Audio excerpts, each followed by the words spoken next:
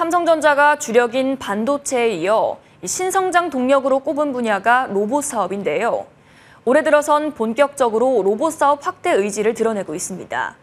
최근엔 국내 한 로봇 회사 지분을 추가로 사들이면서 인수 가능성까지 열어뒀는데요. 취재 기자와 함께 자세한 이야기 나눠보겠습니다. 김희슬 기자 나왔습니다. 어서 오세요. 삼성전자가 로봇 회사에 대한 투자를 확대하고 있는데 올해 들어서 두 번째 지분 매입이죠. 네, 맞습니다. 삼성전자가 로봇 회사에 투자한 건 이번이 처음입니다. 이 코스닥에 상장된 레인보우 로보틱스라는 회사인데요. 이 삼성은 지난 1월에 590억 원을 들여 지분 약 10%를 확보했고 두 달 만인 280억 원을 투자해서 추가 지분을 확보했습니다. 이 보유 지분은 15%까지 늘었습니다. 이 연간 투자액이 수십조 원에 달하는 삼성 입장에서는 이번 1,000억 원 안팎의 투자가 크다고 보기는 어렵지만 이 로봇 육성 의지가 강하다라는 것은 분명히 확인할 수가 있습니다. 이 최근 기자간담회에서 나온 이 경영진 발언을 보면 이 그룹 선행 연구를 하는 삼성 리서치 안에 이 로봇 플랫폼을 구축하려고 한다 이런 얘기도 나왔는데요. 이 미래 먹거리로 꼽은 로봇 사업이 보다 구체화되고 있는 모습입니다. 한종희 부회장 말 들어보겠습니다.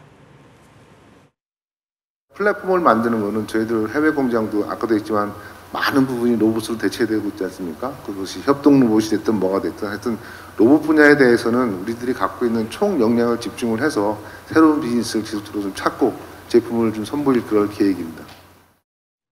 그런데 이 삼성이 로봇 회사 인수에 나설 가능성이 거론되고 있다고요? 네, 한종희 부회장은 이 인수 관련 질문에 이 로봇 분야라고 특정하지는 않았지만 이 M&A는 조금씩 성사되고 있다. 이 연내 추진이 목표지만 이 상대방 입장도 있기 때문에 이 같이 잘 맞춰가겠다 이렇게 답했습니다. 이 거래가 성사되면 전장업체 하만 이후에 7년여 만에 인수합병인 셈인데요. 이 레인보우 로보틱스를 인수할 가능성도 열어둔 상태입니다. 이 삼성은 최근 레인보우 로보틱스 지분을 추가 매입하면서 주주간 계약을 새로 썼습니다. 이 삼성전자는 일정 기간 최대 주주 등이 보유한 주식 전부 혹은 일부를 살 수 있는 콜 옵션을 확보했는데요. 콜 옵션을 행사하면 보유 지분율이 60% 정도까지 늘어날 수 있어서 이번 매수가 인수합병으로 이어질 가능성이 거론되고 있습니다. 또 삼성은 이사 1인 지명권을 얻어서 이 미래전략실 담당 임원을 거쳤던 윤준호 기획팀 부사장을 레인보우 로보틱스 기타 비상무이사로 보낼 예정입니다. 업계에서는 콜옵션 행사 기간이 계약 체결일로부터 이 최대 6년인 걸로 봐서 그 안에 M&A까지 염두에 둔 조치라고 해석하고 있습니다. 이 레인보우 로보틱스라는 회사가 어떤 회사인지 좀 궁금해지는데요. 좀 자세히 설명을 부탁드립니다. 네, 혹시 휴보라는 이 로봇을 들어보셨을 텐데요. 이족 보행 로봇 휴보를 만든 카이스트 연구팀을 주축으로 세워진 회사입니다. 이 사족 보행 로봇부터 현재는 사람과 함께 작업하는 협동 로봇을 집중적으로 키우고 있습니다. 이 레인보우 로보틱스의 경쟁력 중 하나는 이 원청 기술을 보유하고 있다는 점입니다. 이 핵심 부품을 직접 자체 기술로 개발, 생산하고 있는데요. 이 산업용 로봇의 경우 원재료율이 60에서 70%에 달하는데 이런 부품 내재화를 통해서 이 원가를 크게 낮출 수 있다는 장점이 있습니다. 또 용량과 크기 등 이 다양한 형태의 로봇을 제작할 때 이 외주 부품사와 협의를 거치지 않고 또 즉각 대응할 수 있다는 점도 경쟁력입니다. 지난해 레인보우 로보틱스 매출은 136억 원, 영업이익은 13억 원을 기록했고 올 들어 삼성 지분 매입 소식 이후 주가는 3배 가까이 뛰었습니다. 그렇다면 삼성전자는 이런 레인보우 로보틱스와 함께 어떤 시너지를 기대하고 있는 걸까요? 네, 레인보우 로보틱스가 가진 하드웨어 경쟁력을 바탕으로 이 삼성이 자체 개발한 소프트웨어 기술을 접목한 연구 등을 진행해 볼 수가 있습니다. 이 삼성은 올해 운동 보조 기구 역할을 하는 웨어러블 로봇 X1을 출시할 거라고 발표했는데요. 이걸 시작으로 그간 CES에서 공개했던 가사 로봇과 같은 고도화된 서비스로 이 로봇 상용화를 추진해 나갈 것으로 예상됩니다. 일각에서는 삼성이 당장 인수에 나서기보다 지켜본다에 무게를 두고 있습니다.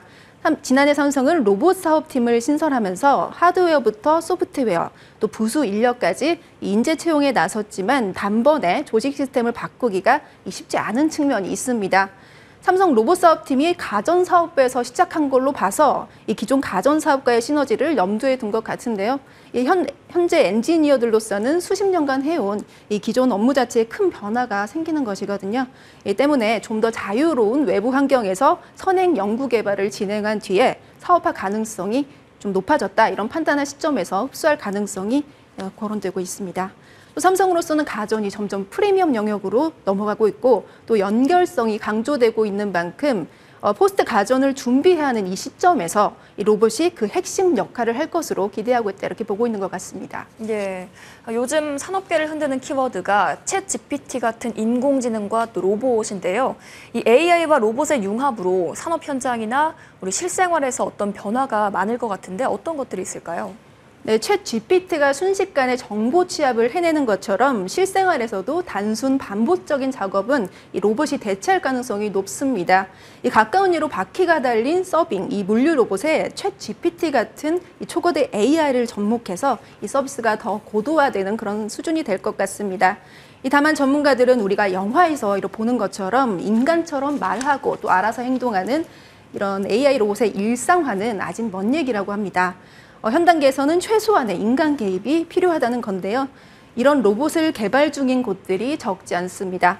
최근 만나고 온 서울대 로봇 연구팀이 개발한 아바타 로봇은 인간 몸에 센서를 부착하고 로봇에 스피커를 달았는데요. 180cm에 100kg 정도 되는 로봇인데 기술이 고도화되면 원전이나 재난 구조 현장 같은 안전이 우려되는 작업 현장에 인간을 대신해서 투입될 수 있습니다.